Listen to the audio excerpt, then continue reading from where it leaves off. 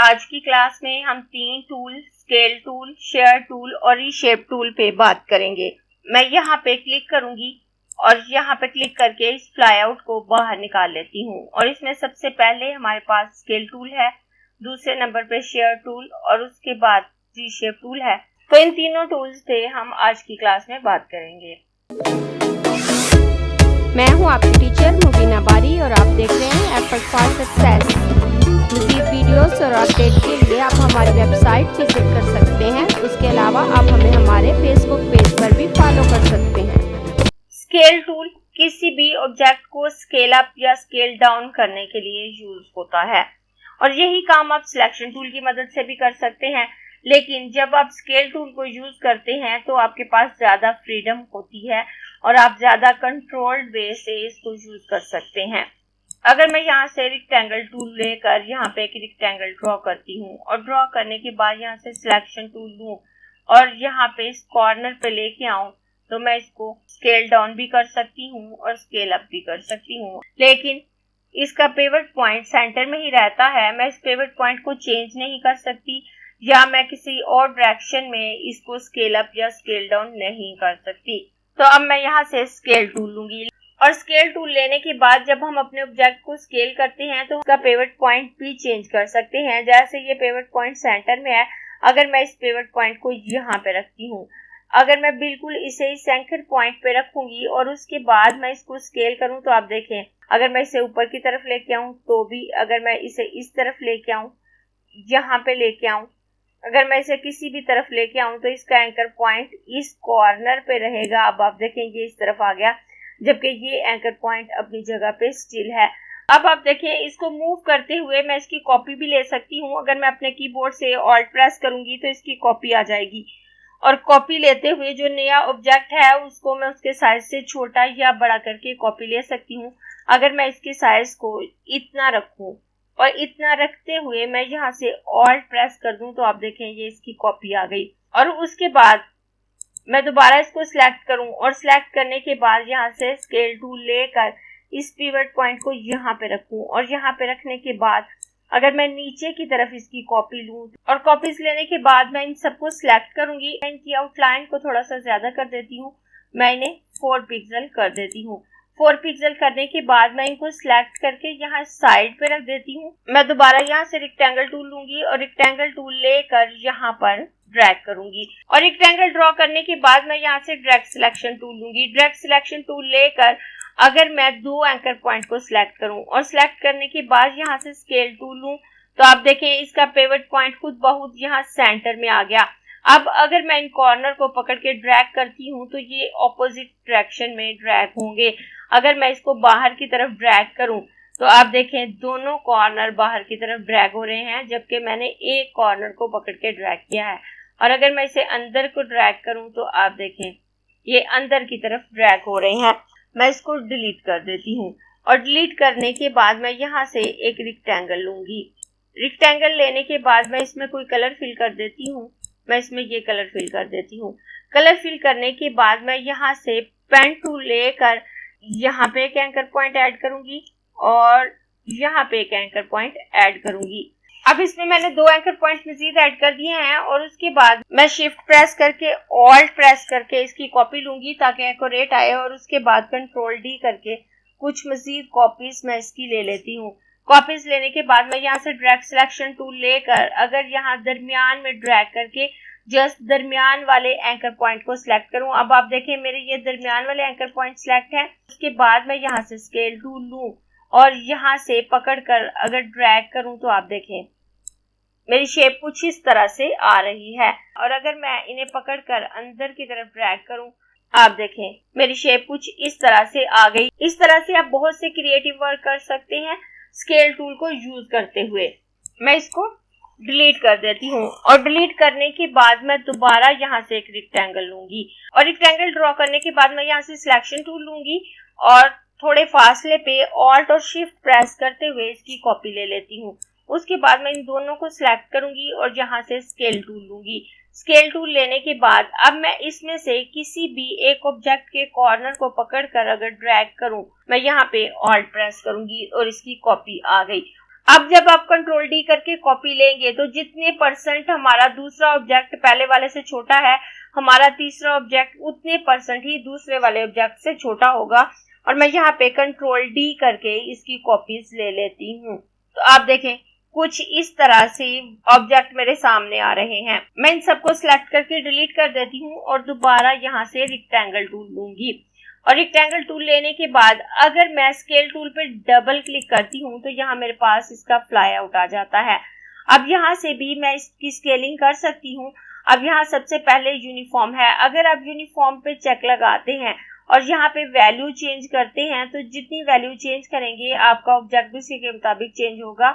मैं यहाँ से प्रीव्यू ऑन कर लेती हूँ। ऑन करने के बाद अब अगर मैं यहाँ से इसके साइज को 50 करती हूँ तो आप देखें इसका साइज छोटा हो गया। और अगर मैं इसे वापस 100% करूं अब ये 100% हो गया। उसके बाद यूनिफॉर्म के नीचे नॉन यूनिफॉर्म है। अगर आप नॉन यूनिफॉर्म सिलेक्ट करते हैं तो आप इसको जस्ट हॉरिजॉन्टल या जस्ट वर्टिकली चेंज कर सकते हैं। जैसे अगर मैं यहाँ पे हॉरिजॉन्टल स्केल को कम करती हूँ, वर्टिकल स्केल को उतना ही रहने देती हूँ, मैं यहाँ पे कम करके 20% कर देती हूँ। हाइट उतनी ही रही है जबकि विड्थ इसकी चेंज हो गई। और अगर मैं इसे वापस 100% करूं, वापस 100% हो गया। मैं इसको पहले यहाँ से कैंसिल करूंगी। कैंसिल करने के बाद यहाँ से इसकी स्ट्रोक के कलर को चेंज करके पर्पल कर दूंगी। अब मैं यहाँ से इसके स्ट्रोक वेट को 20 पिक्सल कर देती हूँ। और इसकी स्ट्रोक को 20% करने के बाद मैं इसकी एक कॉपी ले लूंगी और उसके बाद मैं इसको सिलेक्ट करूंगी और इस पर डबल क्लिक करूंगी। अगर मैं स्केल कॉर्नर पे से चेक हटा देती हूँ तो इसके कॉर्नर स्केल नहीं होंगे। ये जितने साइज के होंगे उतने साइज के ही रहेंगे, चाहे हमारा ऑब्जेक्ट छोटा हो या बड़ा हो। और उसके बाद स्केल स्ट्रोक एंड इफेक्ट है। अगर मैं यहाँ से भी चेक हटा दूं तो जितनी स्ट्रोक इस पे होगी या कोई इफेक्ट अप्लाई होगा तो वो उसका साइज उतना ही रहेगा, वो चेंज नहीं होगा। तो मैं यहाँ स्केल कॉर्नर और स्केल स्ट्रोक एंड इफेक्ट दोनों पे चेक हटा देती हूँ। और उसके बाद मैं यहाँ से इसकी स्केलिंग को 20% कर देती हूँ। 20% करने के बाद मैं यहाँ से ओके कर दूंगी। ओके करने के बाद अब मैं दोबारा इसको सिलेक्ट करूंगी और यहाँ दोबारा इस पे क्लिक करूंगी। और अब मैं यहाँ पे स्केल कॉर्नर और स्केल स्ट्रोक एंड इफेक्ट इस पे चेक लगा देती हूँ और दोबारा इसकी स्केलिंग को यहाँ से 20% कर दूंगी। 20% करने के बाद मेरा ये ऑब्जेक्ट भी उसी साइज का हो गया और अब मैं यहाँ से ओके कर दूंगी। ओके करने के बाद अब आप देखें जब मैं इन दोनों को करीब लेके आ रही हूँ तो इसकी स्ट्रोक उतने पिक्सल ही है जितनी मैंने इसको रखा था। अगर मैं इसको सिलेक्ट करूँ तो 20 पिक्सल की स्ट्रोक हमारे पास आ रही है और अगर मैं इसको सिलेक्ट करूं तो 4 पिक्सल की स्ट्रोक इसकी हो चुकी है। बेहतर यही है कि आप इस पे चेक लगा कर रखें। जब आप अपने ऑब्जेक्ट को स्केल अप या स्केल डाउन करेंगे तो उसके कॉर्नर और इफेक्ट उसी के साथ स्केल अप या स्केल डाउन होंगे ताकि हमारे काम की क्वालिटी खराब ना हो। मैं इस रेक्टेंगल को सिलेक्ट करके डिलीट कर दूंगी और इस रेक्टेंगल को सिलेक्ट करके इसके साइज को थोड़ा सा बड़ा कर लेती हूँ। और साइज बड़ा करने के बाद मैं इसमें पैटर्न फिल कर दूंगी। पैटर्न फिल करने के बाद मैं स्केल टूल पे डबल क्लिक करके इस पैनल को ओपन कर लेती हूँ। और उसके बाद यहाँ नीचे ट्रांसफॉर्म ऑब्जेक्ट और ट्रांसफॉर्म पैटर्न के ऑप्शन है। अगर आप यहाँ से ट्रांसफॉर्म ऑब्जेक्ट पे से चेक हटा देते हैं तो जब आप अपने ऑब्जेक्ट को यहाँ से स्केल अप या स्केल डाउन करेंगे तो आपका ऑब्जेक्ट स्केल अप या स्केल डाउन नहीं होगा बल्कि ये पैटर्न स्केल अप या स्केल डाउन होगा। मैं यहाँ ट्रांसफॉर्म ऑब्जेक्ट पे से चेक हटा देती हूँ और अगर मैं यहाँ से इसको 200% करूं तो आप देखें ये पैटर्न बड़ा हो गया जबकि हमारे ऑब्जेक्ट की साइजिंग में कोई फर्क नहीं आया। और अगर मैं यहाँ से इसको छोटा करके 50% कर देती हूँ तो आप देखिए हमारा पैटर्न छोटा हो गया है जबकि हमारा ऑब्जेक्ट उतना ही है। और अगर मैं यहाँ ट्रांसफॉर्म ऑब्जेक्ट पे चेक लगाती हूँ तो आप देखिए हमारा ऑब्जेक्ट भी छोटा हो गया और उसके साथ पैटर्न भी छोटा हो गया। और अगर मैं ट्रांसफॉर्म पैटर्न पे से चेक हटा दूं तो पैटर्न का साइज वही रहेगा, ऑब्जेक्ट छोटा हो जाएगा। लेकिन अगर आप अपने काम की क्वालिटी को बरकरार रखना चाहते हैं और आप चाहते हैं कि जो ऑब्जेक्ट आपने क्रिएट किया है वो उसी लुक में रहे, उसकी लुक चेंज ना हो, तो आप यहाँ से इन चारों ऑप्शन को चेक लगा के रखें। Scale corner, scale stroke and effect, transform object और ट्रांसफॉर्म पैटर्न, इन चारों ऑप्शन को जब आप चेक लगा के रखेंगे तो आप अपने ऑब्जेक्ट को स्केल अप करें या स्केल डाउन करें, उसकी क्वालिटी वही रहेगी, उसका प्रपोर्शन वही रहेगा जिस प्रपोर्शन में आपने उस वर्क को तैयार किया है। मैं इसको कैंसिल कर देती हूँ और कैंसिल करने के बाद इसको डिलीट कर दूंगी। डिलीट करने के बाद मैं यहाँ से दोबारा रेक्टेंगल ड्रॉ कर लेती हूँ। रेक्टेंगल ड्रॉ करने के बाद नेक्स्ट ऑप्शन हमारे पास शेयर का है। शेयर ऑप्शन से हम अपने ऑब्जेक्ट को टिल्ट या डिस्टॉर्ट कर सकते हैं और हम एक साथ एक से ज्यादा ऑब्जेक्ट को भी शेयर कर सकते हैं। अगर मैं इस पे क्लिक करूं और क्लिक करने के बाद अगर मैं इसे यहाँ से पकड़ कर ड्रैग करती हूँ तो आप देखें मैं इसको इस तरह से शेयर कर पा रही हूँ। मैं इसके किसी भी कॉर्नर को पकड़ के इसको शेयर कर सकती हूँ। उसके अलावा मैं इसका पिवट पॉइंट भी चेंज कर सकती हूँ। मैं कंट्रोल Z कर देती हूँ। कंट्रोल Z करने के बाद अगर मैं इसका पिवट पॉइंट यहाँ पे रखूँ और यहाँ पे रखने के बाद अब अगर मैं इसे शेयर करूँ तो आप देखें इसे मैं किसी भी एंगल पर शेयर कर रही हूँ तो ये उसी एंगल पर शेयर हो रहा है, लेकिन ये कॉर्नर अपनी जगह पे मौजूद है। और अगर इसका पिवट पॉइंट सेंटर में है और उसके बाद आप इसको शेयर करेंगे तो इसके चारों कॉर्नर मूव होंगे। मैं कंट्रोल Z कर देती हूँ। कंट्रोल Z करने के बाद अगर मैं शेयर टूल पे डबल क्लिक करती हूँ तो मेरे पास इस तरह का पैनल आता है। तो यहाँ सबसे पहले शेयर एंगल है, तो यहाँ से आप डिसाइड कर सकते हैं कि आपने इसको किस एंगल पे शेयर करना है। अगर मैं इसको यहाँ से मूव करूँ तो आप देखिए ये कुछ इस तरह से शेयर हो गया। अब ये मेरा ऑब्जेक्ट शेयर हुआ है, टिल्ट हुआ है और यहाँ जो नीचे एंगल है यहाँ से हम डिसाइड कर सकते हैं कि हमने इसको किस एंगल पे रोटेट करना है।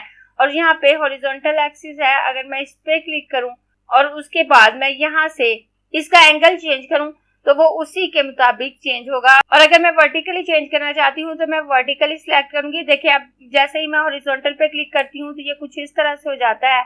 अगर वर्टिकली सिलेक्ट करती हूँ तो ये कुछ इस तरह से हो जाता है।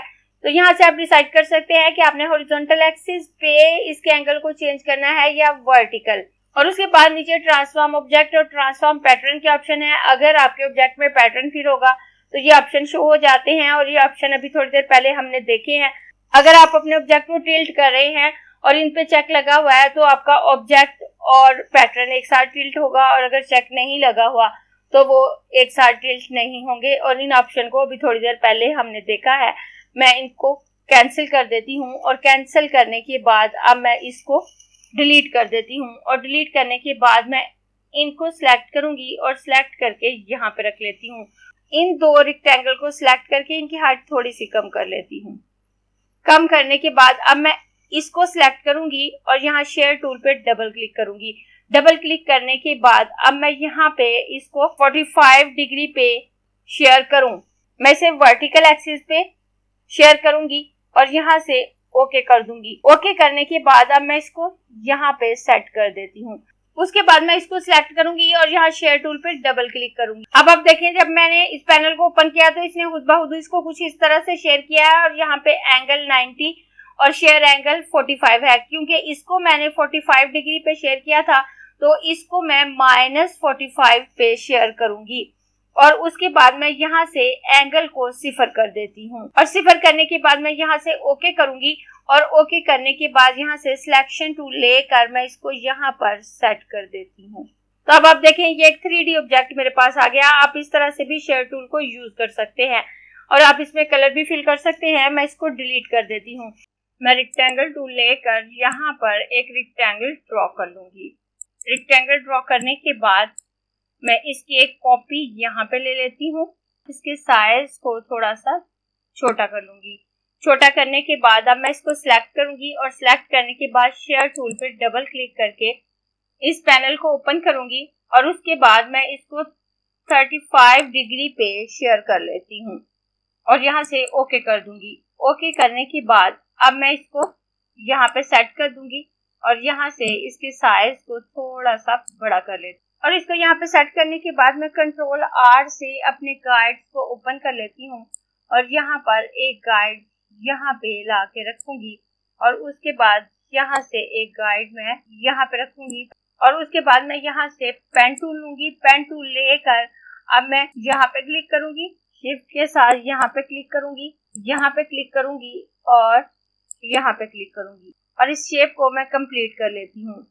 अब मैं यहाँ पे क्लिक करूंगी, यहाँ पे क्लिक करूंगी और यहाँ से यहाँ पे क्लिक करूंगी, यहाँ पे क्लिक करके यहाँ पे क्लिक कर दूंगी और उसके बाद दोबारा कंट्रोल R से अपने रूलर हाइड कर देती हूँ और इन गाइड्स को सिलेक्ट करके डिलीट कर दूंगी।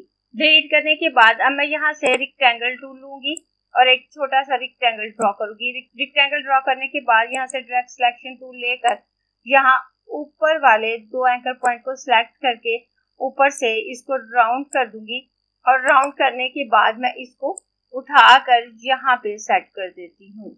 और इसको यहाँ पे सेट करने के बाद मैं इलिप्स टूल लूंगी और एक इलिप्स मैं यहाँ पे ड्रॉ कर लेती हूँ। और उसके बाद मैं अपने दूसरे डॉक्यूमेंट पे आ जाऊंगी। यहाँ मैंने कुछ कलर पहले से पिक करके रखे हैं ताकि मैं अपने ऑब्जेक्ट में यूज कर सकूं, तो मैं इनको सिलेक्ट करूंगी और सिलेक्ट करने के बाद कंट्रोल सी करूंगी और अपने पहले वाले डॉक्यूमेंट पे आकर कंट्रोल वी करके इनको पेस्ट कर लेती हूँ और इनको यहाँ पे रख लेती हूँ। यहाँ पे रखने के बाद अब मैं अपनी इस हट में कलर फिल करूंगी, तो मैं इसको सिलेक्ट करूंगी, शिफ्ट के साथ इसको सिलेक्ट करूंगी और सिलेक्ट करने के बाद यहाँ से आई ड्रॉपर लेकर मैं इसमें ये वाला कलर फिल कर देती हूँ। उसके बाद मैं इसको सिलेक्ट करूंगी, शिफ्ट के साथ इसको सिलेक्ट करूंगी और आई ड्रॉपर लेकर ये कलर फिल कर दूंगी। उसके बाद इसको सिलेक्ट करूंगी, शिफ्ट के साथ इसको सिलेक्ट करूंगी, आई ड्रॉपर लेकर यहाँ से ये ग्रेडियंट फिल कर दूंगी। उसके बाद मैं रेक्टेंगल टूल लेके यहाँ पे विंडो बना लेती हूँ।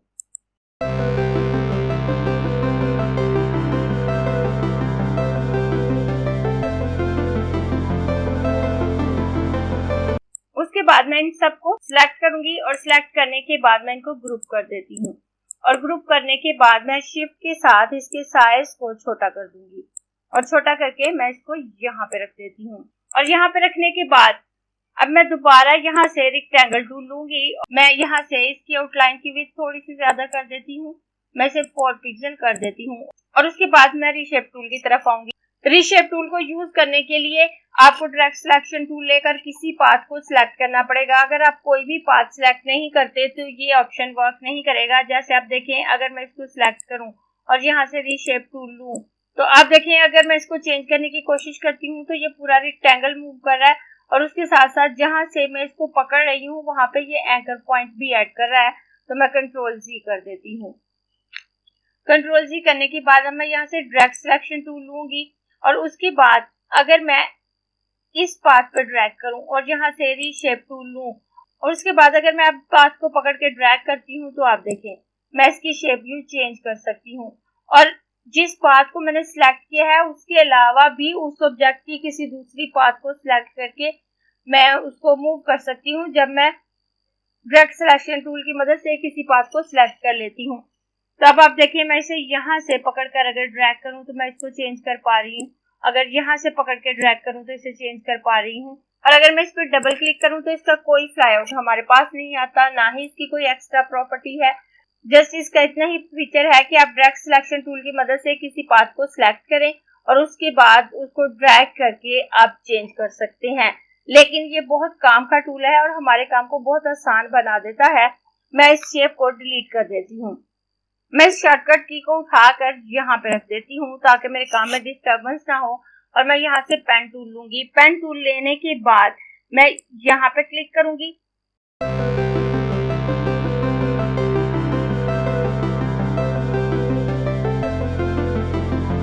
और उसके बाद मैं यहाँ से ड्रैग सिलेक्शन टूल लेकर अगर इस पाथ को सिलेक्ट करती हूँ और यहाँ से रीशेप टूल लूं और रीशेप टूल लेकर मैं अगर इसको ऊपर की तरफ ड्रैग करती हूँ तो आप देखें इसकी शेप कुछ इस तरह से आ जाएगी और मैं दोबारा ड्रैग सिलेक्शन टूल लेकर यहाँ पे क्लिक करूंगी।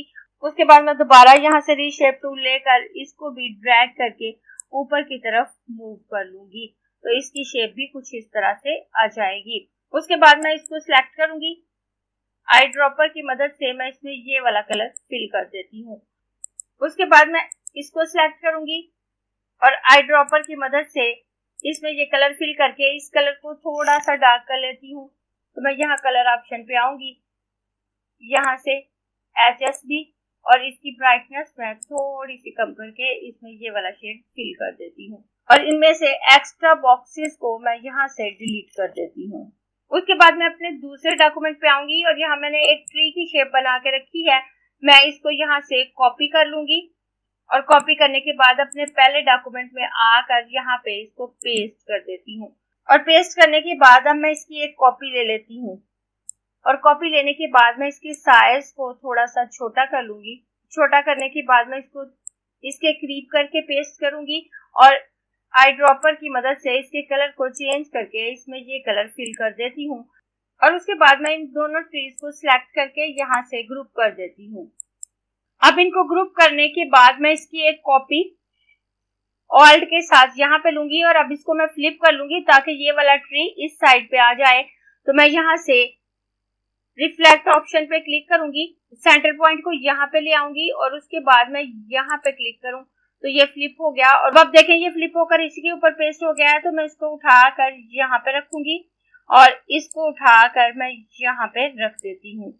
उसके बाद मैं इसको सिलेक्ट करूंगी, शिफ्ट के साथ इसको सिलेक्ट करके इसको ग्रुप कर दूंगी। ग्रुप करने के बाद अब मैं यहाँ से शेयर टूल लूंगी और इसको पकड़कर यहाँ से अंदर की तरफ ड्रैग करूंगी। ऑल्ट प्रेस करके इसकी कॉपी ले लेती हूँ और कंट्रोल डी करके इसकी मजीद कॉपीज ले लूंगी। उसके बाद मुझे इन ट्रीज की मजीद सेटिंग करनी है, तो उसके लिए मैं इन माउंटेन वाली लेयर्स को हाइड कर देती हूँ ताकि ये मेरे काम में डिस्टर्बेंस क्रिएट ना करें। तो मैं यहाँ से लेयर पैनल पे आऊंगी, उसके बाद यहाँ पे क्लिक करूंगी तो मेरी तमाम लेयर्स मेरे सामने आ जाएंगी। उसके बाद ये माउंटेन वाली लेयर है तो मैं इन पे क्लिक करके इनको हाइड कर देती हूँ और लेयर पैनल को भी फिलहाल हाइड कर देती हूँ। जब हम किसी भी ऑब्जेक्ट की कॉपी लेते हैं तो वो पहले वाले ऑब्जेक्ट के ऊपर पेस्ट हो रही होती है। अगर ये दोनों ऑब्जेक्ट ओवरलिप हो रहे हैं, जैसे इस ट्री का और इस ट्री का ये थोड़ा सा हिस्सा ओवरलिप हो रहा है तो ये ट्री पीछे चला गया है और ये आगे है, जबकि जो पर्सपेक्टिव हम शो कर रहे हैं इस ट्री को पीछे होना चाहिए। तो हम इसे सेंड टू बैक कर देंगे। तो मैं इसको सिलेक्ट करूंगी, राइट क्लिक करके रेंज ऑप्शन पे आकर सेंड टू बैक कर दूंगी और इस तरह वन बाय वन मैं तमाम ट्रीज को सेंड टू बैक कर लेती हूँ। लेयर पैनल पे आकर यहाँ से माउंटेन वाली लेयर को दोबारा शो कर देती हूँ और इसको यहाँ से क्लोज कर दूंगी। उसके बाद मैं रेक्टेंगल टूल लूंगी और यहाँ पर एक रेक्टेंगल ड्रॉ कर लेती हूँ और आई ड्रॉपर लेकर इसमें ये कलर फिल कर दूंगी। और इस कलर को फिल करने के बाद मैं इसको सिलेक्ट करूंगी, कंट्रोल सी करके इसकी कॉपी लूंगी, कंट्रोल एफ करके उसको पेस्ट करूंगी और उसके बाद इस कॉपी को मैं यहाँ से क्लोज कर देती हूँ इतना। और इतना क्लोज करने के बाद मैं इस कॉपी में व्हाइट कलर फिल कर दूंगी। व्हाइट कलर फिल करने के बाद मैं इस कॉपी को सिलेक्ट करूंगी, शिफ्ट के साथ इसको सिलेक्ट करूंगी और इसे सेंटर अलाइन कर देती हूँ। सेंटर अलाइन करने के बाद मैं इस ग्रे रेक्टेंगल को सिलेक्ट करूंगी। उसके बाद यहाँ से डायरेक्ट सिलेक्शन टूल लेकर इस एंकर पॉइंट को सिलेक्ट करूंगी, शिफ्ट के साथ इस एंकर पॉइंट को सिलेक्ट करके स्केल टूल लूंगी और यहाँ पे इसे ऑपोजिट डायरेक्शन में स्केल कर लेती हूँ। और इसे इस तरह से स्केल करने के बाद मैं इस व्हाइट वाले रेक्टेंगल को लूंगी और यहाँ से डायरेक्ट सिलेक्शन टूल लेकर मैं इस एंकर पॉइंट को सिलेक्ट करूंगी, शिफ्ट के साथ इस एंकर पॉइंट को सिलेक्ट करूंगी और स्केल टूल लेकर मैं इसे भी थोड़ा सा यहाँ से स्केल कर लेती हूँ। और उसके बाद मैं इस हट को उठाकर शिफ्ट के साथ इसके साइज को छोटा करूंगी और इसको यहाँ पर सेट कर दूंगी और इस शॉर्टकट की को उठाकर वापस यहाँ पे रख देती हूँ। और उसके बाद मैं इसको डिलीट कर दूंगी, इसको भी डिलीट कर दूंगी। उसके बाद मैं यहाँ से रेक्टेंगल टूल लूंगी और इस पूरे आर्टबोर्ड के साइज का एक रेक्टेंगल यहाँ पे ड्रॉ कर लेती हूँ। और रेक्टेंगल ड्रॉ करने के बाद मैं इस पे राइट क्लिक करूंगी, अरेंज ऑप्शन पे आकर सेंड टू बैक कर देती हूँ। सेंड टू बैक करने के बाद अब ये रेक्टेंगल मेरा सिलेक्ट है तो मैं यहाँ से आई ड्रॉपर टूल लूंगी और इस पे क्लिक करके ये वाला कलर इसमें फिल कर लेती हूँ और उसके बाद मैं इस बॉक्स को यहाँ से डिलीट कर देती हूँ। आप देखें इन टूल को इस्तेमाल करते हुए हमने थोड़े से टाइम में कितनी आसानी से एक खूबसूरत इलस्ट्रेशन तैयार कर ली है। अगर आपको ये क्लास पसंद आई है तो लाइक कीजिए, अपने दोस्तों के साथ शेयर भी कीजिए ताकि वो भी सीख सके। आप अपने क्वेश्चंस और व्यूज नीचे कमेंट बॉक्स में लिख सकते हैं और अगर आपने चैनल सब्सक्राइब नहीं किया तो प्लीज सब्सक्राइब कीजिए ताकि आपको आने वाली वीडियोस का नोटिफिकेशन फौरन से मिल सके।